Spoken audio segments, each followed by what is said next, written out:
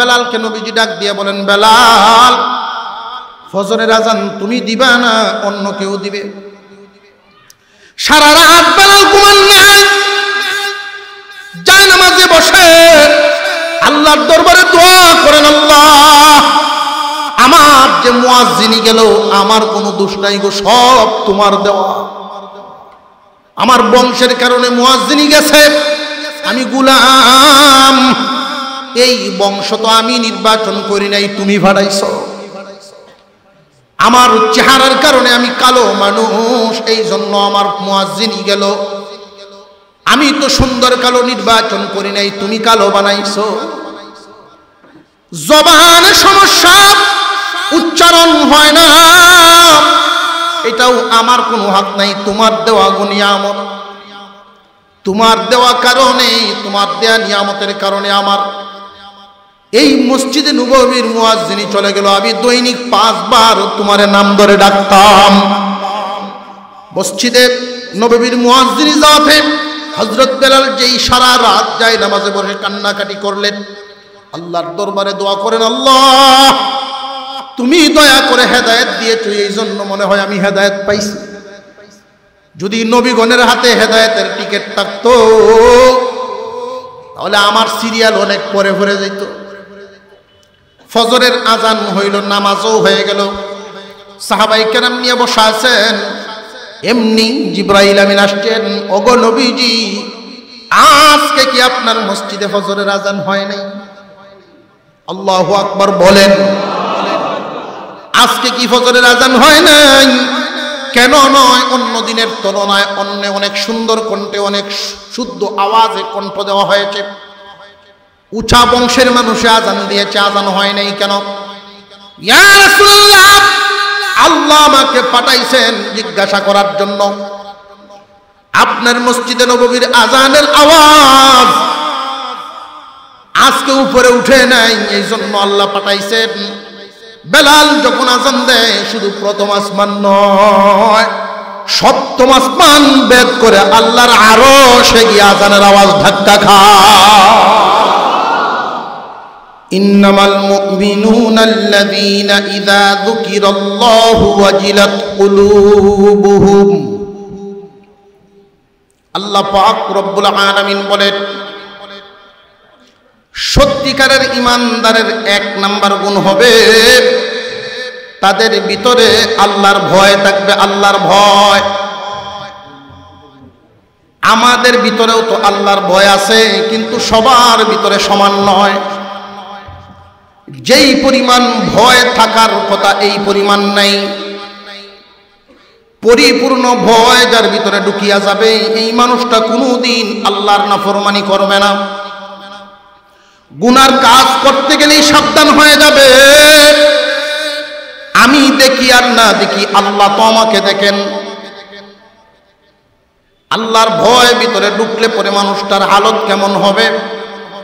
উবাই ইবনে কাব রাদিয়াল্লাহু তাআলা আনহু থেকে বর্ণিত, তিনি বর্ণনা করেছেন, এই দুনিয়ার জমিনে কোথাও যদি চিকন একটা রাস্তা দেখো, রাস্তাটা হবে অত্যন্ত চিকন, দুনু সাইডে দিয়া কাটার গাছ। এমন রাস্তা দিয়ে একজন মানুষ চলতে গেলে কিভাবে চলতে হবে যে খুব সাবধানে, খুব সাবধানতার সাথে কদম বাড়ানো লাগবে। কোন দিক দিয়া কাপড়ে কাটা লেগে যায়, কোন দিক দিয়া গায়ে লেগে যায়। একজন সত্যিকারের ঈমানদার এই দুনিয়ার জমিনে বসবাস করলে, চলাফেরা করলে, লেনদেন করলে, বাজার করলে, গৃহস্থী করলে সব সময় এই কথাটাই মনে রাখবে, কিভাবে চললে গুনাহ নামক কাটা লাইগা যায়। সাবধান থাকবে, খুব হুঁশিয়ার থাকবে, গুনাহকে খুব ভয় পাবে। গুনার কারণে আল্লাহ রাগান্বিত হয়ে যান। আল্লাহ পাক রব্বুল আলামিনের ভয় পরিপূর্ণ ভিতরে ঢুকাইতে হবে। সত্যিকারের ঈমানদারের 1 নাম্বার গুণ হলো ভিতরে আল্লাহর ভয় ঢুকানো। কিন্তু আল্লাহর ভয় তো আমাদের ভিতরে পরিপূর্ণ নাই, যেই পরিমাণ থাকার কথা এই পরিমাণ নাই। এই ভয়টা পরিপূর্ণ ঢুকানো কেমনে? বুজুর্গানে দ্বীনের সোহবতে যাওয়া লাগবে, আল্লাহ ওয়ালাদের কাছ থেকে চিকিৎসা নিতে হবে, পরামর্শ নিতে হবে। এই মজলিসে যেহেতু বসলেন, প্রসঙ্গগত এসে গেছে, আমি একটা পরামর্শ দিয়ে দেই আল্লাহর ভয় ভিতরে ঢুকানোর জন্য। প্রত্যেক দিন কমপক্ষে 5 থেকে 10 মিনিট সময় মুরাকাবা করবেন। কিসের মুরাকাবা? মৃত্যুর মুরাকাবা। আল্লাহর পয়গম্বর বলেন, মরার আগে একবার মরিয়া দেখো। কিয়ামতের কঠিন ময়দানে তোমার আমলনামা ফেরেশতারা গণনা করার আগে তুমি নিজে একবার গণনা করে হিসাব মিলাও। হুজুর আকরাম সাল্লাল্লাহু আলাইহি ওয়াসাল্লাম বর্ণনা করেন, মৃত্যুর আগে একবার মৃত্যুবরণ করো, অর্থাৎ মুরাকাবা করিয়া হিসাব মিলাও। ও দুনিয়ার মানুষ, প্রতিদিনেই কোনো না কোনো মানুষের মৃত্যুর এলান আমরা শুনি না? মসজিদের মাইকে এলান হয়, অমুক দুনিয়া থেকে বিদায় হয়ে গেছেন, 9টার সময় জানাজার নামাজ হবে। এই দুনিয়াতে আসার যেমন সিরিয়াল আছে, যাওয়ার কিন্তু তেমন কোনো সিরিয়াল নাই। বড়র আগে ছোট চলে যায়, বাবার আগে সন্তান বিদায় হয়ে যায়, বুড়ার আগে যুবক বিদায় হয়ে যায়। এমন ঘটনা ঘটছে না? রে যুবক, খুব মনোযোগ দিয়ে শুনেন, এখনই নিজেদেরকে গড়ার সময়। মৃত্যুর মুরাকাবা করা, দিনে যে কোনো একবার যায় নামাজে বসে নামাজের পরে 5টা মিনিট সময় চিন্তা ভাবনা করো যে তুমি মৃত্যুবরণ করেছো, হালতটা কি তৈরি হবে। তোমার মৃত্যুর পরে অন্যান্য মানুষের নাম যেইভাবে মসজিদে এলান করা হয়, এইভাবে তোমার নামটাও মাইকে এলান হবে। অমুক নাই 9টার সময় জানাজার নামাজ হবে। মৃত্যুর কথা চিন্তা ভাবনা করো, চোখ বন্ধ করে। তোমার জন্য একদল মানুষ বাদাঘাট বাজারে চলে আসবে কাফনের কাপড় নেওয়ার জন্য, আরেক দল মানুষ কবর খোঁড়ার জন্য ব্যস্ত হয়ে যাবে, আরেক দল মানুষ বাঁশ কাটাকাটি করবে। আত্মীয় স্বজন বন্ধু বান্ধব কুস কবর পায়া বিভিন্ন দিক থেকে ছুটাছুটি করে তোমার বাড়িতে ভিড় জমাবে। যেই মানুষগুলো তোমার বাড়িতে আসলে এদের আপ্যায়নের জন্য তুমি এক সময় ব্যস্ত হইয়া যাইতা, আজকে ওই মানুষগুলো তোমাকে চিরদিনের মতো বিদায় করার জন্য জমা হয়ে গেছে। আর তোমার লাশটা খাটের উপরে পড়ে আছে, মাথার নিচে একটা বালিশ পর্যন্ত নাই।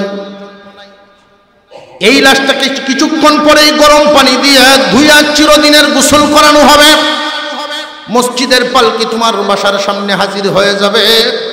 বাচ্চারা বাবা বাবা করে কান্নাকাটি করে চিল্লাইতে থাকবে, এতিম বানায়া তুমি চিরদিনের জন্য বিদায় হয়ে গেলা। আত্মীয় স্বজন তোমাকে মসজিদের পালকিতে উঠায়া, ওই যে মাটির ঘর, 3 সাইডে মাটি, উপরে থাকবে বাঁশের কাঠি, ওই ঘরে নিয়ে যাওয়ার জন্য রওনা দিবে। তুমি যে খালি হাতে কাফনের কাপড়ের ভিতরে তোমার বডি নিয়ে রওনা দিলা, সাথে কি নিয়েছো? অনেক লম্বা সফর। সাথে কি নিলা? এই হিসাবটা যখন তোমার মিলবে, প্রতিদিন 5টা মিনিট সময় এই স্মরণ যদি করতে পারেন, আস্তে আস্তে আল্লাহর ভয় ভিতরে ঢুকিয়া যাইব। ইন্নামাল মুমিনুনা আল্লাযীনা ইযা যুকিরাল্লাহু ওয়াজিলাত কুলুবুহুম। সত্যিকারের ঈমানদারের 1 নাম্বার গুণ হবে আল্লাহর ভয় ভিতরে ঢুকবে। আল্লাহর নাম শুনলে তার ভিতরে একটা কম্পন শুরু হয়ে যাবে। আজানের আওয়াজ শুনলে ব্যবসায় তারে আর আটকায় রাখতে পারবে না, নামাজে দাঁড়ায় যাবে। আজানের আওয়াজ শুনলে জমিনে তারে আটকায় রাখতে পারবে না, ক্ষেতের আইলো হইলেও নামাজে দাঁড়ায় যাবে। আজানের আওয়াজ শুনলে আরামের ঘুম তারে বাধা দিতে পারবে না, মসজিদে গিয়ে হাজির হয়েই যাবে। আল্লাহর বান্দার ভিতরে যখন আল্লাহর ভয় ঢুকিয়া যাবে, এটা 1 নাম্বার গুণ।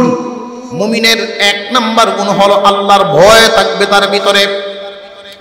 ইন্নামাল মুমিনুনা আল্লাযীনা ইযা যুকিরাল্লাহু ওয়াজিলাত কুলুবুহুম।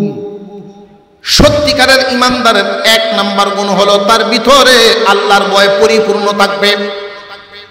সত্যিকারের ঈমানদারের 2 নাম্বার গুণ, وَإِذَا تُلِيَتْ عَلَيْهِمْ آيَاتُهُ زَادَتْهُمْ إِيمَانًا।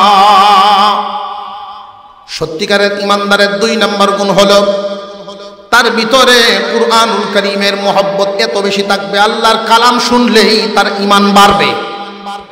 আল্লাহর কালামের তিলাওয়াত, কালামুল্লাহর তিলাওয়াত শুনলেই তার ঈমান বাড়ে। ঈমান তো এমন এক দৌলতের নাম, চোখেও দেখা যায় না, হাতেও স্পর্শ করা যায় না। বাড়ে বা কমে কেমনে বুঝতাম? মুফাসসিরিনে কেরাম বলেন, কুরআনুল কারীমের তিলাওয়াত শুনলে যদি ভালো লাগে বুঝবে ঈমান বাড়ে। আল্লাহর কালামের তিলাওয়াত করতে যদি ভালো লাগে বুঝবে তোমার ঈমান বাড়ে। এই কালাম যারা তিলাওয়াত করে, মাদ্রাসায় পড়ে এবং পড়ায়, এদেরকে দেখলে যদি ভালো লাগে বুঝবে তোমার ঈমান বাড়ে। কুরআনের মহব্বত তোমার দিলের ভিতরে এত বেশি থাকা চাই, আল্লাহর কালামের মহব্বত যেন তোমার দিলের ভিতরে থাকা চাই। কিয়ামতের কঠিন ময়দানে আল্লাহর কালাম মানুষের জন্য সুপারিশ করতে থাকবে। মহান মাওলাই করিম লৌহে মাহফুজকে ডাক দিয়া জিজ্ঞাসা করবেন, রে লৌহে মাহফুজ, তোমার কাছে আমার কালাম সংরক্ষিত ছিল, হেফাজত ছিল, কালাম কই? লৌহে মাহফুজ বলিয়া দিবে, আল্লাহ, আপনার কালাম তো জিবরাইল আমিন আমার কাছ থেকে নিয়ে গেছে। কোথায় নিয়ে গেল? জিবরাইলকে জিজ্ঞাসা করেন। জিবরাইলকে জিজ্ঞাসা করা হবে। জিবরাইল আমিন বলবেন, আমি আস্তে আস্তে ক্রমান্বয়ে আপনার কালাম আপনার হাবিবের কাছে পৌঁছায় দিছি। আমি এমনভাবে হেফাজত করেছি, একটা আয়াত কোন জিন্নাত বা শয়তানকে চিনায় নিতে দেই নাই। যেইভাবে লৌহে মাহফুজ থেকে নিয়েছিলাম ওইভাবেই আপনার হাবিবের কাছে পৌঁছায় দিছি। আল্লাহর হাবিবকে আল্লাহ পাক জিজ্ঞাসা করবেন, হাবিব আমার কালামের হেফাজত আপনি কি পরিমাণ করিয়াছেন? ইয়া রাব্বাল আলামিন, আপনার কালামের হেফাজতের জন্য তায়েফে গিয়ে আমি গায়ের রক্ত জড়াইলাম। আপনার কালামের হেফাজতের জন্য উহুদের ময়দানে আমি দন্দন শহীদ করে দিলাম। আপনার কালামের হেফাজত আমি করিয়ে আসছি। আমার কালাম এখন কই? আপনার কালাম আমার উম্মতের জিম্মাদারিতে দিয়ে আসছি। আমরা তো মনে করি শুধু কালামের হেফাজত করবে ওলামায়ে কেরাম, টুপিওয়ালা, দাড়িওয়ালা, যে না, সমস্ত উম্মতের উপরে জিম্মাদারি আছে। সমস্ত উম্মতেই আল্লাহর কালামের জিম্মাদারি পালন করবে। যদি উম্মত দাবি করেন তাহলে জিম্মাদারি নিতে হবে। উম্মত যদি দাবি করেন জিম্মাদারি নিতে হবে। যদি জিম্মাদারি না নেন কিয়ামতের দিন ঠিকিয়া যাবেন। আল্লাহর কালামের হেফাজতের জিম্মাদারি প্রত্যেক উম্মতের উপরে নবীজি দিয়েছেন। এক একজন উম্মত এক এক ভাবের জিম্মাদারি পালন করবে। সবার পালনের অবস্থা একরকম নয়। আল্লাহর কালামের হেফাজতের জিম্মাদারি সবাই একভাবে পালন করবে না। এই পৃথিবীর জমিনে একজন মানুষও যদি আল্লাহর কালামের হেফাজতের দায়িত্ব না নেয়, মহান আল্লাহ পাক রব্বুল আলামিন বুঝায় দিলেন দুনিয়াবাসী, তাওরাত, ইনজিল, জাবুর ওই সমস্ত কিতাবের মতো মনে করিও না এই কালামও পরিবর্তন হয়ে যাবে। না, অন্যান্য কিতাবগুলো নাজিল করেছি আমি, হেফাজতের জিম্মাদারি আমার হাতে নেই নাই। কিন্তু এই কোরআনের বেলায় আল্লাহ বলেন, নাহনু নাযালনা যিকরা ওয়া ইন্না লাহু লাহাফিজুন। কোরআন নাজিল করেছি আমি, কোরআনের হেফাজতের জিম্মাদারিও নিলাম আমি আল্লাহ নিজের হাতে। আল্লাহ পাক রব্বুল আলামিন বুঝায় দিলেন, কোরআন নাজিল করেছি আমি, ইহা জিম্মাদারিও গ্রহণ করেছি আমি। দুনিয়ার কেউই যদি এই জিম্মাদারি না নেয়, আমি আল্লাহর কালাম আল্লাহ হিফাজত করব। কিন্তু যখন মানুষেরা উম্মতে মুহাম্মাদি কালামের জিম্মাদারি হাতে উঠায় নেয়, এক একজন এক একভাবে কালামের হেফাজতের দায়িত্ব গ্রহণ করে নেয়, আল্লাহ পাক রব্বুল আলামিন ডাক দিয়া বলেন, ফেরেশতারা, ওই মানুষগুলো আমার কালামের জিম্মাদারি উঠায় নিয়েছে। যেই কাজ করলাম আমি আল্লাহ, এই কালামের জিম্মাদারি তো নিয়েছি আমি আল্লাহর হাতে, কিন্তু এই জিম্মাদারি আমি আল্লাহ করার আগেই দেখা যায় আমার বান্দারা করা শুরু করে দিয়েছে। আল্লাহর কালামের জিম্মাদারি কার? আল্লাহর। আল্লাহর কালামের হেফাজতের জিম্মাদারি আল্লাহর। তিনি ঘোষণা করেছেন, নাজিল করলাম আমি, হেফাজতও করব আমি। আল্লাহর কালাম আল্লাহ হেফাজত করবেন। কিন্তু বান্দা যখন এই হেফাজতের দায়িত্ব নিয়ে নেয়, মহান মৌলাই করিম ডাক দিয়া বলেন, ফেরেশতারা রে, আমার কালামের হেফাজতের জিম্মাদারি আমার কিছু বান্দায় যখন উঠায় নিল, আমি আল্লাহর কাজ বান্দায় করে, সুতরাং এদের মর্যাদা আমি আল্লাহ বাড়ায় দিব। কেমনে বাড়ান? খুব ভালো করে বুঝবেন। কিয়ামতের কঠিন ময়দানে আল্লাহর কালামের সাথে যখন আল্লাহ কথা বলবেন, আল্লাহর কালাম সামনে দাঁড়ায় যাবে, ও আমার কালাম, তোমার হেফাজতের জিম্মাদারি আমার বান্দারা, শেষ জামানার বান্দারা কেমনে করেছে? আল্লাহর কালাম আল্লাহর সামনে দাঁড়ায় বলবে, আল্লাহ, একদল মানুষ 6 থেকে 7 বছরের বাচ্চাকে আমাকে হেফাজত করার জন্য মাদ্রাসায় ভর্তি করে দিছে। যেই সন্তানগুলো মা বাবার মাঝখানে ঘুমানোর কথা, এই সন্তানগুলোরে মাদ্রাসায় ভর্তি করে আবাসিক বোর্ডিং এ রাখে, ফ্লোরে ঘুমায়।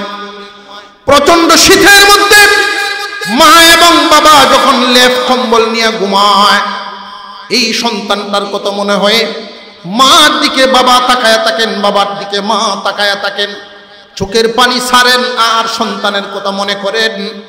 আবার মনের ভিতরে সান্ত্বনা নেন, আমাদের সন্তানটাকে তো আমাদের দুনিয়া কামাইয়ের জন্য দেই নাই, দিয়েছি আল্লাহর কালাম হেফাজত করার জন্য। এই কালামের মহব্বতে যখন সান্ত্বনা নেন, এই একদল মানুষ কালাম মুখস্থ করিয়ে হেফাজত করার জন্য কোরআনের হাফেজ হয়ে যায়। আল্লাহর কালাম হেফাজত করার জন্য কোরআনের হাফেজ হয়ে যায়। আর একদল মানুষ ব্যাখ্যা বিশ্লেষণ শিখে আলেম হয়ে যায়। আল্লাহ পাক রব্বুল আলামিন হাশরের মাঠে ঘোষণা দেন, ও আমার ফেরেশতারা, যারা হাফেজ আলেম, এদের মা বাবা গণের মাথার মধ্যে এমন কিছু টুপি পরায়া দাও, যেই টুপির আলো এত বেশি হবে চন্দ্র সূর্যের চাইতে সুন্দর। সমস্ত হাশরবাসীরা ওই টুপিওয়ালার দিকে তাকায়া থাকবে। হাফেজ আলেমদের পিতামাতার মর্যাদা মহান আল্লাহ ঘোষণা করে দিবেন হাশরের মাঠে। 2 নম্বরে ঘোষণা করা হবে হাফেজ এবং আলেমদের মর্যাদা ঘোষণা করা হবে কোরআনের মুহাব্বতের কারণে। আল্লাহর কালামের মুহাব্বত দিলের ভিতরে রাখবেন। আল্লাহ পাক রব্বুল আলামিন বলবেন, কিয়ামতের কঠিন ময়দানে আল্লাহর কালামের সুপারিশ গ্রহণযোগ্য হবে। আল্লাহর কালাম সুপারিশ করতে থাকবে। আল্লাহ একদল মানুষ আলেমদেরকে মহব্বত করত, মসজিদ মাদ্রাসায় সাহায্যের সহযোগিতার হাত বাড়ায় দিত। এই সমস্ত মানুষ কিয়ামতের দিন তাদের কোনো সন্তান আলেম নাই, হাফেজও নাই। যাদের সন্তানাদি হাফেজ আলেম হবে, এদের তো মর্যাদা আল্লাহ বাড়ায় দিবেন। পরিবার পরিজন বংশবুনিয়াদের মধ্যে যদি আলেম উলামা থাকেন, তাদেরও মর্যাদা বাড়বে। সুপারিশের কারণে তারাও পার হয়ে যাবে।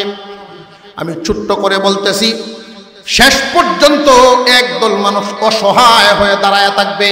এদের বংশে কোনো আলেম নাই, হাফেজও নাই। কে এদের জন্য আল্লাহর কাছে সুপারিশ করবে? আল্লাহর কালাম দাঁড়ায় বলবে, আল্লাহ, আমি তোমার কালাম এদের জন্য তোমার কাছে সুপারিশ করার জন্য দাঁড়াইছি। আল্লাহর কালাম দাঁড়াইবে সুপারিশ করার জন্য। ও আমার কালাম, তুমি সুপারিশ করবা কেন? যে দুনিয়াতে ওই মানুষগুলো আমি কালামকে বড় মহব্বত করত, আমি কোরআনকে মহব্বত করত। আমার তিলাওয়াত শুনলে এদের ঈমান বাড়ত, এদের ভালো লাগতো। আমার তিলাওয়াত শুনলে এদের বড় ভালো লাগতো। যারা তিলাওয়াত করত তাদেরকেও মহব্বত করত। আমি কালামকে এরা এই মানুষগুলো এমন ভাবে মহব্বত করত, রক্তের কোনো সম্পর্ক নাই, আত্মীয়র কোনো সম্পর্ক নাই। এরপরেও ছাত্রদেরকে লজিং রাইকা হাফেজ হওয়ার তৌফিক সুযোগ করে দিত। এই মানুষগুলো আমার মহব্বতে মানুষকে লজিং রাখতো। আমার মহব্বতে মাদ্রাসার ঘর বানানোর জন্য জায়গা দিয়ে দিত। আমার মহব্বতে দুনিয়ার জমিনে কোরআনের মহব্বতে বহুত কুরবানি করনেওয়ালা আছে না নাই? মাদ্রাসায় গিয়ে যখন দেখে ছাত্ররা ফ্লোরে পড়াশোনা করতেছে বসে বসে, ঠান্ডায় যেন কষ্ট না হয়, এই জন্য আল্লাহর এক বান্দা এই কোরআনের মহব্বতে কার্পেট কিনে এদের বসার ব্যবস্থা করে দেয়। আল্লাহ, এই মানুষগুলো তাদের বংশে কোনো আলেম নাই, কিন্তু আমি কালামের মহব্বত এদের দিলের ভিতরে ছিল। আমি আল্লাহর দরবারে সুপারিশ করি এই মানুষগুলোর যেন মাফ করে দেওয়া হয়। আল্লাহ পাক রব্বুল আলামিন বলবেন, কালাম, এই মানুষগুলোর তো এই গুনাহ আছে, ওই গুনাহ আছে, এই গুনাহ আছে, গুনাহগার ওরা। আল্লাহর কালাম বলবেন, এরা গুনাহগার, এই জন্যই তো সুপারিশ করা লাগে। গুনাহ যদি না থাকতো সুপারিশ করা লাগতো না, এদেরকে মাফ করে দাও। আল্লাহ বলবেন গুনাহগার, কোরআন বলবে মাফ করে দাও। অবশেষে আল্লাহর কালাম ডাক দিয়া বলবে, আল্লাহ, যদি গো এদেরকে মাফ না করেন, আমি যে আপনার কালাম এটাও স্বীকার করেন। আল্লাহর দরবারে এমন ভাবে আল্লাহর কালাম জেরা করতে থাকবে, আমি যে আপনার কালাম এটা অস্বীকার করে ফেলেন। আল্লাহ পাক রব্বুল আলামিন বলবেন, মঞ্জুর, তোমার সুপারিশ কার কার নামে আছে পেশ করো, আমি এদেরকে মাফ করে দিলাম। ইন্নামাল মুমিনুনা আল্লাযীনা ইযা যুকিরাল্লাহু ওয়াজিলাত কুলুবুহুম وَإِذَا تُلِيَتْ عَلَيْهِمْ آيَاتُهُ زَادَتْهُمْ إِيمَانًا। সত্যিকারের ইমানদারের 5টা গুণ হবে, যারা বিনা জাহান্নামী জান্নাতে যাবে, জাহান্নামের আগুনে জ্বলতে হবে না, সরাসরি জান্নাত পাবে। ওই মানুষগুলো 5 গুণের অধিকারী হবে। 1 নাম্বার গুণ হলো আল্লাহর ভয় এদের ভিতরে পরিপূর্ণ থাকবে। 2 নাম্বার গুণ হলো কোরআনের পরিপূর্ণ মহব্বত এদের দিলের ভিতরে থাকবে। 3 নাম্বার, ওয়া আলা রাব্বিহিম ইয়াতাওয়াক্কালুন, সর্বহালতে আল্লাহর উপরে ভরসা করব। সর্বহালতে আল্লাহর উপরে ভরসা করবে। আল্লাহর উপরে তাওয়াক্কুল করা, আল্লাহর উপরে তাওয়াক্কুল করার একটা অর্থ শুনেন। আপনি ঢাকায় গেলেন, 500 টাকা খরচ করে বাস ভাড়া বা নৌকা ভাড়া যত কিছু দিয়েই ঢাকায় গেলেন, মনে রাখতে হবে আপনাকে ঢাকায় নিয়েছেন আল্লাহ, মাধ্যম হইল গাড়ি। আপনাকে খাওয়ান আল্লাহ, মাধ্যম হইল ব্যবসা। আপনাকে পালেন আল্লাহ, রিজিক দেন আল্লাহ, মাধ্যম হইল জমিন। খুব খেয়াল রাখতে হবে আল্লাহর উপরে ভরসা করাটা। সরাসরি যেন না বলি এই কথা, ছেলেটা না থাকলে পথে বসতাম, কয়নি না, কয় না, ব্যবসাটা না থাকলে, চাকরিটা না থাকলে আমার উপায়টা কি হইতো না। সত্যিকারের ইমানদারের জবানি কথা এমন নয়। সত্যিকারের ইমানদার যারা হবে, এদের 3 নাম্বার গুণ হলো আল্লাহর উপরে ভরসা করবে। আমাকে খাওয়ান আল্লাহ, মাধ্যম হইল অমুক। আমাকে খাওয়ান আল্লাহ, মাধ্যম হইল এই। আমাকে চলাইতেছেন আল্লাহ, মাধ্যম হইল এটা। আমি অসুস্থ ছিলাম, সুস্থ করেছেন আল্লাহ, মাধ্যম হইল ডাক্তার আর ঔষধ। সবকিছু করার মালিককে। মুহাব্বতের সাথে আল্লাহর নাম জবান ভরে বলবেন, সবকিছু করার মালিককে। আমাদেরকে যা দেওয়ার সবই দেন আল্লাহ। আল্লাহর উপরে তাওয়াক্কুল করার 1 নাম্বার অর্থ। 2 নাম্বার অর্থ হলো আল্লাহর ফয়সালায় বান্দা খুশি। আল্লাহর ফয়সালায় বান্দা খুশি থাকবে। আল্লাহ যাকে চান ছেলে দিবেন, যাকে চান মেয়ে দিবেন, যাকে চান উভয়টা দিবেন, যাকে চান কোনটাই দিবেন না। আল্লাহর ফয়সালায় কাউরে ধনী বানান, কাউরে গরিব বানান, কাউরে অসুস্থতা দেন, কাউরে সুস্থতার সাথে রাখেন। আল্লাহ বান্দাকে যেই হালতে রাখেন, আল্লাহর প্রতি সন্তুষ্ট থাকতে হবে। কাউরে আল্লাহ মাল কম দেন, কাউরে বেশি দেন। বান্দা যখন আল্লাহর ফয়সালায় সন্তুষ্ট থাকবে, আল্লাহ বান্দার উপরে তখন খুশি হয়ে যান। আমরার অভ্যাস যেন এমন না হয় যে আল্লাহ আমারে ধনী বানাইলেই মনে করি যে আল্লাহ আমার প্রতি খুশি। না, কাউরে সুন্দর বানাইছেন, কাউরে কালো বানাইছেন। অর্থাৎ জানিয়ে রাখবেন, যাকে যেইভাবে দেখতে, যেই হালতে দেখতে আল্লাহর ভালো লাগে, ওই হালতেই আল্লাহ আমরারে রাখেন। সর্বহালতেই আল্লাহর শুকর আদায় হবে। মুসা আলাইহিস সালাম একদিন আল্লাহর সাথে কথা বলার জন্য রওনা দিলেন তুর পাহাড়ে। রাস্তায় দেখা হলো একজন লুলা মানুষ, প্রতিবন্ধী, এমন প্রতিবন্ধী দুইটা হাতও নাই, দুইটা পাও নাই। এইরকম অসহায় একটা মানুষ রাস্তার ধারে বসে আছে। মানুষ তারে আদর করে কিছু খাওয়ায়, এটা খাইয়াই উনি আল্লাহর শুকর আদায় করে। আল্লাহর নবীকে পাইলেন, নবীকে পাইয়া মন ভরে খুব আবেগ নিয়ে একটা ডাক দিলেন, ওগো আল্লাহর পয়গম্বর, আপনি আল্লাহর সাথে কথা বলতে যাইতেছেন, আল্লাহর কাছে আমার কথা একটু জিগায়েন, আল্লাহ আমারে কোন কামে বানাইছেন? আমি তো দুনিয়ার কোনো মজা পাইলাম না, দুনিয়ার কোনো কাজেও লাগলাম না, আল্লাহ কোন কারণে আমারে বানাইছেন ওই কথাটা একটু জিজ্ঞাসা করে আইসেন। ফিরত পথে মুসা আলাইহিস সালাম ওই লোকটার সামনে দিয়ে যখন আবার যান, জিজ্ঞাসা করছেন, ওগো আল্লাহর নবী, আল্লাহ আমাকে কোন কারণে বানাইছেন জিগাইছিলেন নি? মুসা আলাইহিস সালাম বলেন, আল্লাহ তোমাকে দিয়ে জাহান্নামের একটা ছোট্ট ছিদ্র বন্ধ করবেন, জাহান্নামের ছোট্ট একটা ছিদ্র বন্ধ করবেন তোমাকে দিয়া। যেই মাত্র এই কথা বলছে এমনি আলহামদুলিল্লাহ বলে একটা চিৎকার মারছিল লোকটায়।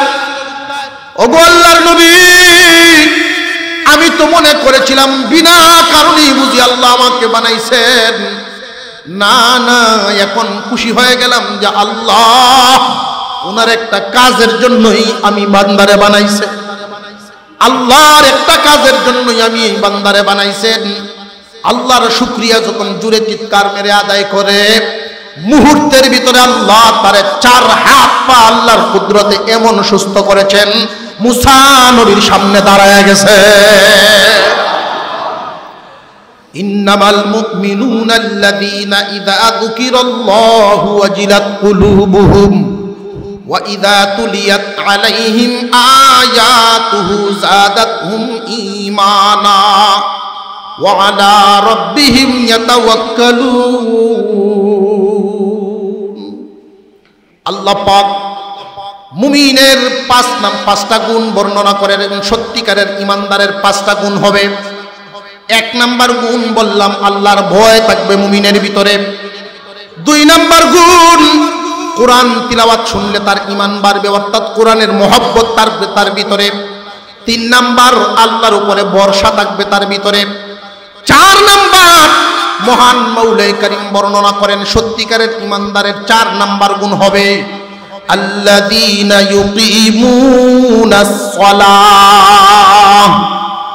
সত্যিকারের ইমানদার যারা, তারা নামাজ কায়েম করবে, নামাজ কায়েম করবে, নামাজ কায়েম করবে। নামাজ কায়েমের অর্থ কি? নামাজ কায়েমের অর্থ হলো নামাজকে প্রতিষ্ঠা করা। নামাজকে প্রতিষ্ঠা করবে কোথায়? নামাজকে প্রতিষ্ঠা করবে 1 নম্বরে তার বডিতে, নিজের বডিতেই নামাজকে কায়েম করা, নামাজকে প্রতিষ্ঠিত করা। একজন মানুষ যখন নামাজকে প্রতিষ্ঠিত করে ফেলে তখন তার আর নামাজকে খুঁজতে হয় না, নামাজেই তারে খুঁজে। খুব ভালো করে বুঝবেন কথাগুলি। নামাজ কায়েমের যেই অর্থ, অনেক মানুষ এই শব্দটার অর্থ নিয়ে বিকৃত শব্দ ব্যবহার করে। তারা বলে থাকে আল্লাহ বলছেন নামাজ কায়েম করো, নামাজ ভরার কথা আল্লাহ কইছে না, এটা বন্ডরার কথা। আছে না নাই? অনেক বন্ড এমন আছে, তারা কয় নামাজ লাগে না, আল্লাহ নামাজ পড়ার কথা কইছেন না, নামাজ কায়েম করার কথা কইছেন। ওরা নামাজ কায়েমের অর্থই বুঝে না। আল্লাহ বলছেন একভাবে, ওরা বুঝে আরেকভাবে। নামাজ কায়েম করার অর্থটা কি? আমরা এখানে যারা আছি অনেকেই নামাজি, কিন্তু আমাদের কার নামাজটা নামাজ কায়েম হয় এটা একটু বুঝিয়ে শুনিয়ে নেওয়া দরকার। নামাজ কায়েম হয় তখনই নামাজের পরিপূর্ণতা আদায় হয় যখন পরিপূর্ণ হক আদায় করে নামাজ পড়াটা হলো নামাজ কায়েম করা। আমাদের যেমন বডি আছে, আমাদের যেমন একটা বডি আছে, নামাজেরও একটা বডি আছে। আমাদের বডির কিছু অঙ্গ এমন আছে যেই অঙ্গগুলো না থাকলে মানুষটাই বাঁচবে না। নামাজেরও এমন কিছু অঙ্গ আছে যেই অঙ্গ ছুটে গেলে নামাজ নষ্ট হয়ে যায়। আমাদের বডির এমন কিছু অঙ্গ আছে যেই অঙ্গ না থাকলেও মানুষটা বাঁচবে, ঠিক তেমনি ভাবে নামাজেরও কিছু অঙ্গ আছে ছুটে গেলে নামাজ হয়ে যায়, অপরিপূর্ণ থাকে। নামাজের ভিতরে ফরজ, ওয়াজিব, সুন্নত আছে না নাই? নামাজের ভিতরে যদি কোনো সুন্নত ছুটে যায় নামাজ হয়ে যাবে, কিন্তু অঙ্গহানি থাকে। যদি নামাজের ভিতরের কোনো ফরজ ছুটে যায় নামাজই হবে না, কারণ বডির মাথা না থাকলে যেমন বডি থাকে না, নামাজের কোনো একটা ফরজ ছুটে গেলে নামাজ থাকে না। বহুত মানুষ নামাজ পড়ে, লক্ষ্য করে দেখবেন রুকু থেকে সোজা হয়ে দাঁড়ানো, সোজা হইয়া না দাঁড়াইয়াই তারা সেজদায় চলে যায়। নামাজ কায়েম হইল না নষ্ট হইল? নষ্ট হয়ে গেল। নামাজের হক, নামাজের পরিপূর্ণতা আদায় করে নামাজ পড়ার নাম নামাজ কায়েম করা, এটা একটা অর্থ। নামাজ কায়েমের 2 নম্বর অর্থ, শুধু তুমি নিজে নামাজ পড়বে না, তোমার পরিবারেও নামাজ প্রতিষ্ঠা করো। নামাজ কায়েমের অর্থ হলো তোমার অধীনস্থদের উপরে নামাজ প্রতিষ্ঠা করো। মেম্বারের উপরে এই অর্থ হলো তোমার ওয়ার্ডবাসীদের উপরে নামাজ প্রতিষ্ঠা করো, নামাজ কায়েম করো। একজন চেয়ারম্যানের উপরে হুকুম হলো তোমার ইউনিয়নবাসীকে তুমি নামাজ কায়েম করাও। একজন এমপির উপরে হুকুম হলো তোমার অধীনস্থ জনগণের উপরে নামাজ কায়েম করো। রাষ্ট্রপ্রধানের উপরে দায়িত্ব হলো তোমার রাষ্ট্রের নামাজ কায়েম করাও। নামাজ যদি কায়েম হয়ে যায় অন্যায় অত্যাচার অর্ধেকের চেয়েও বেশি 1 সপ্তাহে কমিয়া যাইব। একজন মানুষ যদি নামাজ কায়েম করে, নামাজি আর বেনামাজির চাল চলনে বেশ কম আছে না নাই? বহুত মানুষ নামাজ পড়েন, নামাজ তো নামাজ হয় না। কিয়ামতের কঠিন ময়দানে অনেক মানুষ আল্লাহর দরবারে চাইবে, আল্লাহ 30 বছর নামাজ পড়লাম, নামাজের সওয়াব কই? 30 বছর নামাজ পড়লাম, 20 বছর নামাজ পড়লাম, নামাজের সওয়াব কই? আল্লাহ পাক রব্বুল আলামিন বলবেন, একটা নামাজও তো তোমার কবুল হয় নাই। কেন হয় নাই? যে নামাজ ভঙ্গের কারণগুলো তুমি জানতানি, যে নামাজ ভঙ্গের কারণ কি তা। বান্দারে, দুনিয়ার জমিনে 5 শতক জায়গা কিনলে কাগজপত্র তুমি না বুঝলেও বুঝনেওয়ালার কাছে কয়বার যাইতা? তো যেই নামাজের বদৌলতে জান্নাত পাইবা, ওই নামাজ কি নামাজ হয় কি না কয়দিন জান্নেওয়ালারা জানাইছ? কথা বুঝে আসতেছে আমাদের? আমার নিজের নামাজটা কি নামাজ হয় কি না আমরা আলেমদের কাছে গিয়ে শেয়ার করি না? আমার সূরাগুলো কি সূরা হয় কিনা একজন জান্নেওয়ালার কাছে যাই না? বরং উল্টা হইল, বর্তমান জমানায় জান্নেওয়ালায় যদি একজন রেড্ডাইকে জানাইতো চায়, সে আরো রাগ হয়। হয়নি না? হয় না? বেটার উল্টা গুসা হয়। আমি দেখছি এমন চিত্র। আমার এলাকার এক মসজিদে, নিজের বাজার, নিজের স্থানীয় মসজিদে আমি আসরের নামাজ পড়ছি। তো আসরের নামাজ পড়ছি, জামাতে যখন গিয়ে সামিল হয়েছি, এক মুরব্বী মানুষ, 75-80 বয়স, খুব মুরব্বী মানুষ। উনি আমারে দেখা বলছেন, বাবা সামনে আসেন। আমি মনে করছি আমার সিনে মনে হয়, আসলে বেটা আমার সিনে না। টুপি পাঞ্জাবি দেখিয়া আলেম মানুষ মনে করছে সামনে আয়, তার সাথে গিয়ে দাঁড়াইছে। আসরের নামাজের 2 রাকাত গেছে, আরো 2 রাকাত রইছে।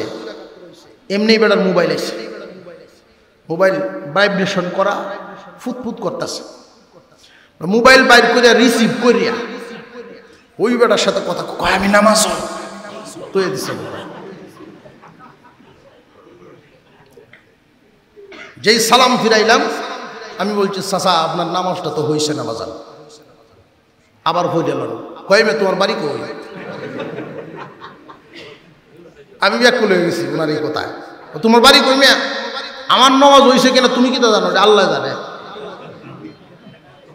বেটার দলিল তো শক্ত, বেটার দলিল শক্ত না।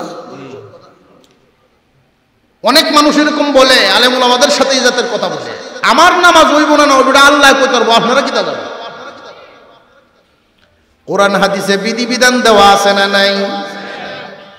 আলেম ওলামা নিজের পকেট থেকে বলে না, কোরআন হাদিস পড়িয়াই তো কয়। কোনটা ওইব কোনটা ওইতো না এটা আলেম ওলামা নিজের পকেট থেকে বলে না, মাসালা মাসাইল জাইন্নাই তো কয়। যদি মনে করেন না আলেমদের কথা মানি না, মানে কি কোরআন হাদিসেই মানেন না, তাহলে তো বেটা তুমি মুমিনই না, ইমানেই নাই, নামাজ পড়ে লাভ নাই। হক্কানি উলামায়ে কেরামের সোহবতে যাবেন, মাঝে মাঝে শুনাইবেন সূরা কেরাত গুলো, আপনার রুকু আপনার সেজদাটা দেখাইবেন জান্নেওয়ালার কাছ থেকে।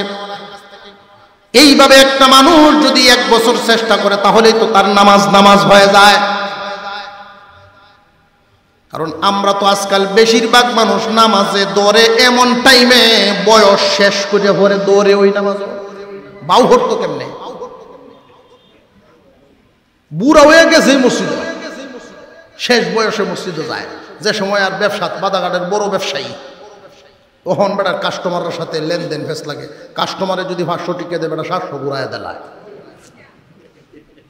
তখন ফুতাই নিয়ে করতেছে আব্বা ব্যবসা আর আপনার করুন লাগতো না, আমরা দেখান নেই, আপনি আল্লাহ বিল্লাহ কর যাওয়া। গৃহস্থী করতো, সকালে ফানি ভাত খাই আগে 3 কের ক্ষেত আলবা হয়ে যেত, 2-3 আল লইয়া, ওহন বেটা আইলে দেখে লাইটটা হয়ে দেখা গৃহস্থী করতার বউ। ওহন কয় না, ওহন আর দুনিয়াদারি বহুত করছি, গৃহস্থী ওহন সাইডে দিছি, ওহন আল্লাহ বিল্লাহি করাম। আসলে কি গৃহস্থী উনি ছাড়ছে না উনারে ছাড়ছে? গৃহস্থী তো উনি ছাড়ে নাই, গৃহস্থী উনারে ছাড়ছে। দুনিয়াদারি তারে ছাড়ার পরে কোন জায়গায় যখন ওহনার জায়গা নাই, মসজিদও যায়। এই লোকটি মসজিদে গিয়ে আরো বেল লাগায়, ইমামের ভিসা লাগে, ইমাম সাহেব আপনি যাইন গিয়া কই নামাজ পড়ে একটু পরে যায়, সাহেল মেরে মেরে কই যাইন গিয়া। ইমামের কয় আচ্ছা এই গজব ভাই আমার উপরে করতো না ছিল অবশেষে।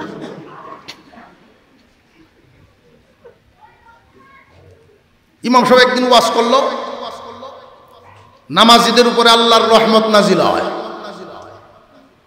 এই রহমত নাজিল হওয়ার যে একটা সিস্টেম, এটা হলো সর্বপ্রথম ইমামের উপরে পড়ে, এরপরে এই রহমত চলে যায় ইমামের পিছনের লোকটার উপরে, ডান দিকে যাইতে থাকে, পরে বাম দিকে যায়। বেটায় শূন্য মনে মনে কয় যা জীবন তো মসজিদের বাইরেই কাটাই যাবে। অবশেষে যখন মসজিদ আইসি, রহমত আর সাইডে লাভ নাই। ইমাম তো আর হইতাম না, ইমামের ফিসের জায়গাটা বেটা লোভ লাগিয়ে বসে। অথচ এই জায়গায় বসার জন্য ন্যূনতম একটা যোগ্যতার দরকার আছে না নাই? বহুত মসজিদে গিয়া দেখছি, আল্লাহ যত বড় মুফতি সাহেব যাও, এই জায়গা ছাড়তে রাজি না বেটা। অথচ ইমামের পিছনে এমন একজন লোককে বসানো দরকার, নামাজে কোনো সমস্যা হইলে যেন বাকি নামাজটা ওই ব্যক্তিটাই সমাধান করতে পারে। কোনো আলেম গেলে এই জায়গাটা ছেড়ে দেওয়া, বেটা ছাড়ে না। জায়গা এমন ভাই দখল লইছে, ওয়াজ হুন্নে বাড়িতে কই বেওয়াই যে হজত একটা জায়নামাজ দিছিল, এটা কই বউ জায়নামাজ দিয়ে তুমি কিতা করতা, ও একটা জায়গা দখল করো না, ও জীবনটা বড় আউর মানুষের জায়গা দখল করছে। মসজিদও এই কাম শুরু করছো, তুই বুঝতে না যে জায়নামাজটা দেওয়ারে। জায়নামাজ মসজিদে যদি ব্যক্তিগত জায়নামাজ বিছানো লাগে, এটারও মাসালা আছে। আল্লাহর ঘরে আপনি ব্যক্তিগত জায়নামাজ বিছাইবেন, এইরকম মনোভাব নিয়ে বিছাইতে হবে যে আপনার আগে যদি কেউ এখানে বসে পড়ে তাকে তুলতে পারবেন না। বেড়ার জায়নামাজ কেউ যদি গিয়ে বই ওরে আস্তে আস্তে গিয়ে গুতায়, কইমে দেও না, বিছাই দেও না, তুললে দেয়, এই জায়গায় গেলে বেটা দখল নয়। তো হঠাৎ একদিন ইমাম সাহেবের নামাজও ভেস লাগিয়ে বসে, 2 রাকাত নামাজ পড়াইতেই বেজন লাগিয়ে বসে, পিছনে হাত দিয়ে যারা ভাইছে এর তো ধরছে। ইমাম সাহেব টানে সামনে, বেড়া টানে ভিসে, 2-3 টান দিতেই বেড়া নিয়ত চাইলে, হুজুর আমারে টানুন, আমি জানি না কিস্তা। সব মানুষের নিয়ত চাচ্ছে, আপনি জানুন না এই জায়গায় গেছলেন কেন? আমি তো গেছিলাম তোমরা রহমত আনতাম, এরকম গজব হইব আমি জানি না। এই যে জায়গা ছাড়লো জিন্দিগির লাগি, আর জীবনে এই জায়গা গেল না। এই জন্য খুব সাবধান, এই জায়গাটা যোগ্য লোকদের জন্য। এরকম ঘটে, এই কারণে আমি বলে দিচ্ছি। বহুত মানুষ মসজিদে গিয়া ইমাম মুয়াজ্জিনের পিছনে ফাঁকাত বসে দেখবেন, বসে যদি দুলা পায়, ইমাম সাহেব আল্লাহর গরো দুলা, আল্লাহর গরো দুলা ইমাম সাহেব। আল্লাহর গরদুলা ইমাম সাহেব কোনকে আপনি নিজে দেখেন না? 30 বছর ধরে মসজিদে নামাজ পড়ে এরপরেও গীবত ছাড়তে পারে না। 10 বছর 20 বছরের নামাজি, চোখের হেফাজত হচ্ছে না, কলব ঠিক হচ্ছে না। কারণ কি? যেইগুলোর মাধ্যমে এই রোগ দূর হয় এই কাজগুলো তারা করে না। আবু বকর সিদ্দিক রাদিয়াল্লাহু তাআলা আনহু মসজিদে নববীর মুয়াজ্জিন ছিলেন না, অথচ সবার আগে ঢুকতেন, সবার পরে বেরোতেন। সবার আগে ঢুকতেন, দরজা জানালা নিজে খুলতেন, নিজে সাফাইয়ের কাজ করতেন, সবাইকে বিদায় দিয়ে এরপরে কাজ করে নিজে বাইরেতেন। এই সিফাতগুলো আনতে হবে। আল্লাহর ঘর সাফাই করলে আল্লাহ বলেন কলব সাফাই হয়। 10 বছরের নামাজি কলব সাফাই হয় না কেন? যেই কাজের মাধ্যমে সাফাই হবে এই কাজই তো করে না। সত্যিকারের ইমানদারের কলবটা এমন হবে, 4 নাম্বার গুণ, তারা নামাজ কায়েম করবে। নামাজে কোনো ঘাটতি থাকলে জাননেওয়ালার কাছ থেকে জানিয়া তার নামাজটারে সুন্দর নামাজ বানানোর চেষ্টা করবে।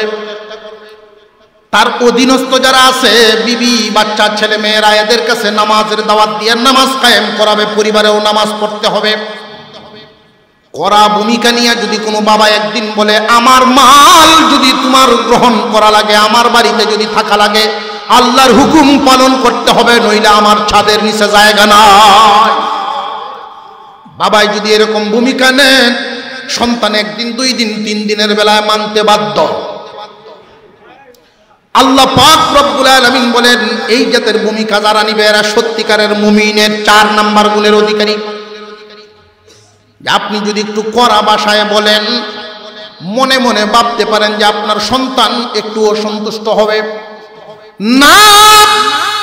এই সন্তান তাৎক্ষণিক যদিও অসন্তুষ্ট হয়, যেই দিন আপনি দুনিয়া থেকে বিদায় হয়ে যাবেন, কবরের কাছে দাঁড়ায়া চোখের পানি ছাড়বে আর বলবে আল্লাহ আমার এই বাবা তোমার হুকুমের জন্য কত কইতো, আমার বাবা তোমার হুকুম পালন না করলে ধমকাইতো। আপনার জন্য বেশি বেশি দোয়া করবে এই সন্তানরা, কারণ নিজের কাজের জন্য নয়, আল্লাহর হুকুম পালন করার জন্য আপনি শাসন করতেন। 4 নাম্বার গুণের অধিকারী হবে নামাজ কায়েম করনেওয়ালা। 5 নাম্বার গুণ সত্যিকারী ইমানদারের 5 নাম্বার গুণ হবে, আল্লাহ বলেন আল্লাযীনা ইউকিমুনাস সালাহ ওয়া মিম্মা রাযাকনাহুম ইউনফিকুন। 5 নাম্বার গুণ আল্লাহর দেওয়া মাল থেকে আল্লাহর রাস্তায় দেওয়া, আল্লাহর দেওয়া মাল থেকে আল্লাহকে দেওয়া। যেমন আমাদের এই দুনিয়ার, আমাদের এই দেশে ওরসি জমিন পাওয়া যায় না, বেশিরভাগ জমিনই তো এমন যে খরচ করা, জমিনের মধ্যে সার দেওয়া লাগে, বাঁশ বাসা লাগে, এই জাতের জমা জমি। ফুকায়ে কেরাম বলেন এই জাতের জমা জমিতে যদি আপনি 20 মণ দান পান, 20 ভাগের 1 ভাগ আল্লাহকে দিয়ে দিতে হবে। বর্তমান জামানার উলামায়ে কেরাম খরচের পরিমাণ বাড়তি, এই কারণেই তারা একটু সহজ করে বলেন যে অন্তত 40 ভাগের 1 ভাগ হলো দিতে হবে। 39 মণ দান পাইলেন, 39 মণ আপনার ঘরে নিবেন, 1 মণ আল্লাহরে দিবেন। কেন জানেননি? সূর্যের আলো বৃষ্টির পানির বিল কে দিব? সূর্যের আলো বৃষ্টির পানি ছাড়া তো ফসল হবে না। তুমি বান্দা জমিনে যতই চেষ্টা করো, আল্লাহর সাহায্য ছাড়া তুমি ফসল পাইতা না। এই জন্য আল্লাহর হুকুম হলো 40 ভাগের 1 ভাগ আমারে দিও, 39 ভাগ তুমি নিয়ে নিও। এই নিয়মটা যারা চালু রাখতে পারবেন, আল্লাহ এদেরকে কোনোদিন না খাওয়ায় মারবেন না।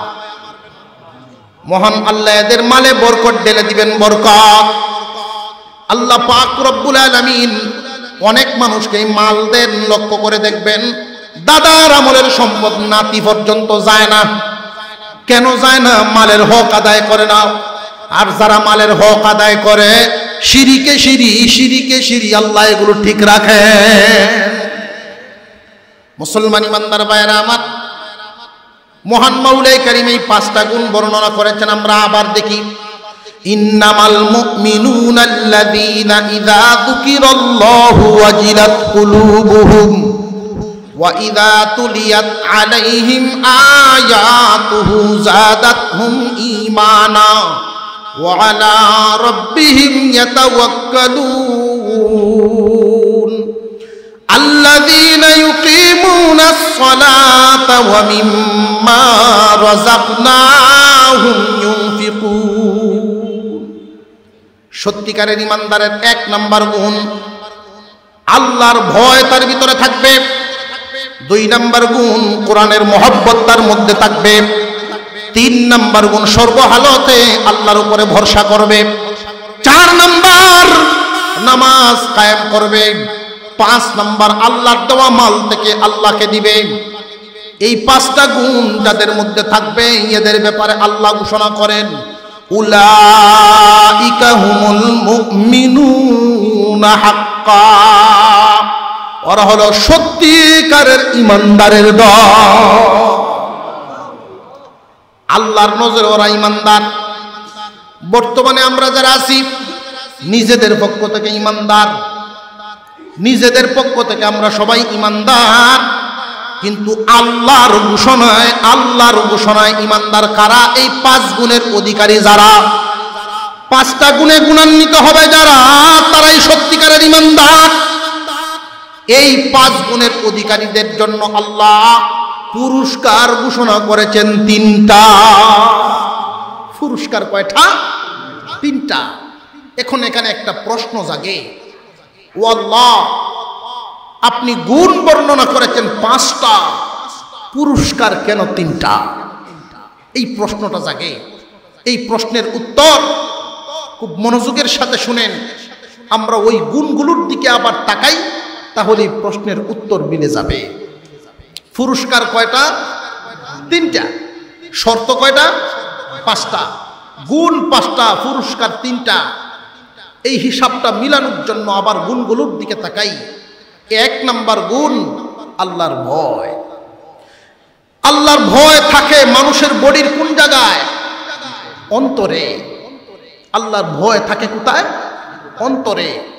2 নাম্বার গুণ কোরআনের মহব্বত, এটাও থাকে কোন জায়গায়? অন্তরে। 3 নাম্বার গুণ আল্লাহর উপরে ভরসা, এটাও থাকে কোথায়? অন্তরে। প্রথম 3টা গুণ পাইলাম, জায়গা হইল একটা। প্রথম গুণ হইল 3টা, জায়গা একটা। এরপরে 4 নাম্বার গুণ নামাজ কায়েম করা। এই 4 নাম্বার গুণটা নামাজ কায়েম করতে গিয়ে আমার বডির মাথার একবারে কপাল থেকে নিয়ে পায়ের পাতা পর্যন্ত সারা বডি লাগেনি না লাগে না? সারা বডি লাগে। 4 নাম্বার গুণ জায়গা পাইলাম 2 নাম্বার বডি। গুণ হইল 4 নাম্বার, জায়গা পাইলাম বডি। 5 নাম্বার গুণ আল্লাহর দেওয়া মাল, আল্লাহর রাস্তায় দেওয়া, জায়গা পাইলাম মাল। এখন জায়গা পাইলাম অন্তর, জায়গা পাইলাম বডি, জায়গা পাইলাম মাল। কথা বুঝে আসতেছে আপনাদের? গুণ যদিও 5টা, জায়গা হইল 3টা। গুণ 5টা, কিন্তু জায়গা পাইছি 3টা। মহান মাওলাই করিম এই জন্য বান্দার জন্য 3টা পুরস্কার ঘোষণা করেছেন। কন্যা সুবহানাল্লাহ। আমি এই 3টা পুরস্কার আপনাদের সামনে ধারাবাহিকভাবে আমি একটা একটা করে বর্ণনা করছি। এর আগে আমি আপনাদের সামনে বর্ণনা করি, খুব ভালো করে বুঝবেন। আমরা কি চাই এই 5টা গুণ আমাদের মধ্যে আসুক? সর্বপ্রথম যেই গুণটা আল্লাহর ভয়, এই আল্লাহর ভয় নামক গুণটা আমার ভিতরে আনার জন্য একটা ছোট্ট সবক দিছিলাম, মনে আছে? মৃত্যুর মুরাকাবা করবেন কমপক্ষে দৈনিক 5-7 মিনিট। মৃত্যুর মুরাকাবা যদি করতে পারেন, এই ভয় ঢুকে যাবে। একদিন না একদিন আপনি আল্লাহকে ভয় করবেন, মরার কথা যখন স্মরণ হবে। কোরআনের মহব্বত ভিতরে ঢুকাইবেন। আপনি যে সমস্ত সূরা কেরাত জানেন এগুলো বেশি বেশি করে তিলাওয়াত করবেন। আপনার আশেপাশে মাদ্রাসা থাকলে সেখানে গিয়ে মাঝে মাঝে বসবেন, মাদ্রাসার মাটিতে গিয়ে পায়ে হাইটে আসবেন, কোরআনের মহব্বত ঢুকিয়া যাইব। মুসলমান ভাইয়েরা, আল্লাহর প্রতি ভরসা রাখবেন, নামাজ কায়েম করবেন। একবার পড়লেন আর একবার পড়লেন না, নামাজ কায়েম হইল? নামাজে দাঁড়াইলেন, মন নামাজে রইল না, নামাজ কায়েম হইল না। শয়তানের কাজ আপনার কাছ থেকে মন নিয়ে যাওয়া, নামাজের ভিতরে মন থাকবে না, আর আপনার কাজ নিয়ে আসা। শয়তানের কাজ নিয়ে যাওয়া, আপনার কাজ নিয়ে আসা। নামাজের ভিতরে যখন মন এভাবে টানাটানি হইতে থাকবে, এক সময় শয়তান ব্যর্থ হয়ে আপনাকে ছেড়ে দিতে বাধ্য হবে, ওই সময় নামাজ কায়েম হয়ে যাবে। 5 নাম্বার গুণটা আল্লাহর দেওয়া মাল থেকে আল্লাহর রাস্তায় দেওয়া। পুরস্কার বলছি কয়টা? 3টা। আর একটু জোরে কোন, অসুবিধা হইতেছে আপনারা? এই 3টা গুণ আপনাদের সামনে বর্ণনা করে খুব ভালো করে বুঝবেন। 3টা গুণ আল্লাহ পাক বলেন, লাহুম দারাজাতুন ইনদা রাব্বিহিম ওয়া মাগফিরাতুন ওয়া রিজকুন কারীম। আল্লাহ পাক রব্বুল আলামিন বলেন, 1 নাম্বার পুরস্কার দেওয়া হবে আমি আল্লাহর পক্ষ থেকে, এদেরকে মর্যাদাবান বানায় দেওয়া হবে। আর একটু জোরে কর না সুবহানাল্লাহ। আল্লাহর পক্ষ থেকে এদের মর্যাদা বাড়ায় দেওয়া হবে। দুনিয়ার মর্যাদা আর আল্লাহর দেওয়া মর্যাদার মধ্যে বেশ কম আছে না নাই? আল্লাহর দেওয়া মর্যাদা আর দুনিয়ার মর্যাদা অনেক বেশ কম। মসজিদে নববীর আজান দিতেন একজন গোলাম, চেহারাও সুন্দর না, বংশও ভালো না, জবানের উচ্চারণও সুন্দর না। মদিনার গলিতে গলিতে সমালোচনা শুরু হয়ে গেছে। মুসলমানদের একজন মুয়াজ্জিন, কালো গোলাম, জবানও সুন্দর না, আশহাদু আন্না মুহাম্মাদার রাসূলুল্লাহ বলতে পারে না, আসাদু কইতো। আসাদু বলতেন, আশহাদু আল্লা ইলাহা ইল্লাল্লাহ বলতে পারতেন না, আসাদু বলতেন। মদিনার মুনাফিকরা, মদিনার ইহুদিরা সমালোচনা করে। আল্লাহর পয়গম্বরের কাছে আলোচনা এসে গেল, নবীজি আমরা তো ইচ্ছা করলে মুয়াজ্জিন পরিবর্তন করতে পারি। 1 দিন 2 দিন 3 দিন শুনলেন নবীজি। 4th দিন এশার নামাজ পড়ে আল্লাহর পয়গম্বর বলেন, তোমরা পরিবর্তন করো, একজনকে ঠিক করো ফজরের আজান দেওয়ার জন্য। আর বেলালকে নবীজি ডাক দিয়ে বলেন, বেলাল ফজরের আজান তুমি দিবা না অন্য কেউ দিবে? সারা রাত বেলাল ঘুমান নাই, যায় নামাজে বসে আল্লাহর দরবারে দোয়া করেন, আল্লাহ আমার যে মুয়াজ্জিনি গেল আমার কোনো দোষ নাই গো, সব তোমার দেওয়া। আমার বংশের কারণে মুয়াজ্জিনি গেছে, আমি গোলাম, এই বংশ তো আমি নির্বাচন করি নাই, তুমি ভাড়াইছো। আমার চেহারার কারণে আমি কালো মানুষ, এই জন্য আমার মুয়াজ্জিনি গেল। আমি তো সুন্দর কালো নির্বাচন করি নাই, তুমি কালো বানাইছো। জবানে সমস্যা, উচ্চারণ হয় না, এটাও আমার কোনো হাত নাই, তোমার দেওয়া নিয়ামত। তোমার দেওয়া কারণে, তোমার দেয়া নিয়ামতের কারণে আমার এই মসজিদে নববীর মুয়াজ্জিনি চলে গেল। আমি দৈনিক 5 বার তোমার নাম ধরে ডাকতাম। মসজিদে নববীর মুয়াজ্জিনি যাতে হযরত বেলাল যেই সারা রাত যায় নামাজে বসে কান্নাকাটি করলেন, আল্লাহর দরবারে দোয়া করেন, আল্লাহ তুমি দয়া করে হেদায়েত দিয়েছো, এই জন্য মনে হয় আমি হেদায়েত পাইছি। যদি নবীগণের হাতে হেদায়েতের টিকিট থাকতো তাহলে আমার সিরিয়াল অনেক পরে পরে যেত। ফজরের আজান হইল, নামাজও হয়ে গেল, সাহাবায়ে কেরাম নিয়ে বসা আছেন। এমনি জিবরাইল আমিন আসছেন, ওগো নবীজি আজকে কি আপনার মসজিদে ফজরের আজান হয় নাই? আল্লাহু আকবার বলেন, আজকে কি ফজরের আজান হয় নাই? কেন নয়? অন্য দিনের তুলনায় অনেক সুন্দর কণ্ঠে, অনেক শুদ্ধ আওয়াজে কণ্ঠ দেওয়া হয়েছে। উঁচা বংশের মানুষে আজান দিয়েছে, আজান হয় নাই কেন? ইয়া রাসূলুল্লাহ, আল্লাহ আমাকে পাঠাইছেন জিজ্ঞাসা করার জন্য, আপনার মসজিদে নববীর আজানের আওয়াজ আজকে উপরে উঠে নাই, এই জন্য আল্লাহ পাঠাইছেন। বেলাল যখন আজান দেয় শুধু প্রথম আসমান নয়, সপ্তম আসমান ভেদ করে আল্লাহর আরশে গিয়ে আজানের আওয়াজ ধাক্কা খায়। ইন্না আকরামাকুম ইনদাল্লাহি আতকাকুম। আমরা তো চেয়ারের অধিকারী মনে করি যে সম্মানী। আল্লাহ বলেন না না, এটা তোমাদের নজর, আমার নজরে সম্মানী ওই ব্যক্তি যার তাকওয়া বেশি। যার তাকওয়া বেশি তার সম্মান বেশি, এটা আল্লাহর কাছে। আল্লাহ পাক রব্বুল আলামিন বলেন 5টা গুণে গুণান্বিত হয়ে গেলে আমি আল্লাহ 3টা জায়গায় আমি সম্মানী করে দেই, 3টা পুরস্কার। 1 নম্বর পুরস্কার আমার পক্ষ থেকে মর্যাদা বাড়ায় দেওয়া হয়। মহান আল্লাহ যখন ঘোষণা দেন মর্যাদার ঘোষণা, জিবরাইল আমিন এই ঘোষণা আসমানের ফেরেশতাদেরকে জানায়া দেন, আসমানের ফেরেশতারা জমিনবাসীদেরকে জানায়া দেন। এই জন্যই জমিনের সবাই তারে সম্মান করতে বাধ্য। এই 5টা গুণে মানুষ যখন গুণান্বিত হয়ে যায় আল্লাহ তার মর্যাদা এত বাড়ায়া দেন। মানুষের সামনে থাকলেও মর্যাদা আছে, সামনে না থাকলেও নামের মর্যাদা আছে, দুনিয়াতে থাকতেও মর্যাদা আছে, দুনিয়া থেকে বিদায় হয়ে গেলেও এই নামের মর্যাদা মানুষ ভুলবে না। আল্লাহর দেওয়া মর্যাদা 1 নম্বর নিয়ামত, আল্লাহর দেওয়া মর্যাদা। 2 নম্বর পুরস্কার আল্লাহ বলেন ওয়া মাগফিরাতুন, তার জিন্দেগীর সমস্ত গুনাহ মাফ। জায়গা পাইছিলাম 5টা গুণের জায়গা পাইছিলাম, কয়টা মনে আসেনি? 1 নম্বর জায়গা ছিল অন্তর, 2 নম্বর জায়গা ছিল বডি, 3 নম্বর তো মাল। আল্লাহ পাক রব্বুল আলামিন বুঝায় দিলেন বান্দারে তোমারে মর্যাদাশীল বানায়া তোমার অন্তরে আমি শান্ত করি। তোমার বডির দ্বারা জীবনে যত গুনাহ হইয়াছে, জানা অজানা ছোট বড় যত গুনাহ হইয়াছে, যখন নামাজ কায়েম হয়ে যাবে তোমার বডির গুনাহ মাফ।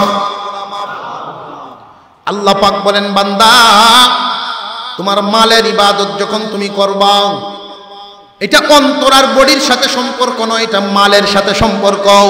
আল্লাহর দেওয়া মাল দিয়া যখন মালের ইবাদত করবা, আমি আল্লাহ তোমার জন্য ঘোষণা করলাম ওয়া রিজকুন কারীম, যতদিন দুনিয়াতে বাঁচিয়া থাকবা সম্মানী রিজিক খাওয়াইব। দুনিয়া থেকে যেই দিন বিদায় হইবা জান্নাতের ভিতরে পবিত্র সম্মানী রিজিক খাওয়াইব। আল্লাহর দেওয়া মাল থেকে আল্লাহর রাস্তায় যারা দিবে, মনে করেন একজন মানুষ দৈনিক 1000 টাকা ইনকাম করলো, বালু টাইনা পাথর টাইনা, এই মানুষটা যদি চিন্তা করেন আমি 1000 টাকা ইনকাম করেছি, এইখান থেকে 40 ভাগের 1 ভাগ আল্লাহকে দিয়ে দিব, 40 ভাগের 1 ভাগ আল্লাহকে দিব। কেন? যে আমার মতো বডিওয়ালা কত মানুষ হাসপাতালে শুয়ে রয়েছে, আল্লাহ আমাকে তৌফিক দিয়েছেন, এই জন্য আল্লাহ আমাকে মাল দিচ্ছেন। আল্লাহর দেওয়া মাল থেকে আল্লাহকে দেওয়া 40 ভাগের 1 ভাগ যারা দিতে পারবে, দুনিয়াতে যতদিন বাঁচিয়া থাকবে তার রিজিকের কোনো অভাব হবে না। তাও আবার হারাম নয়, হালাল রিজিক খাওয়ায়া তারে কবরে নিবেন।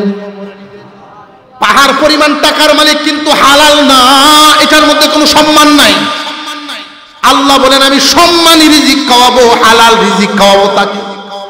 যদি আল্লাহর দেওয়া মাল থেকে আল্লাহর রাস্তায় দেওয়া যায়, সম্মানী রিজিক খাওয়াইব। একটা হাদিস আপনাদের সামনে পাঠ করেছিলাম খুতবায়। এই হাদিসের মধ্যে নবীজি বলেন قال النبي صلى الله عليه وسلم من بنى لله مسجدا بنى الله له بيت في الجنة।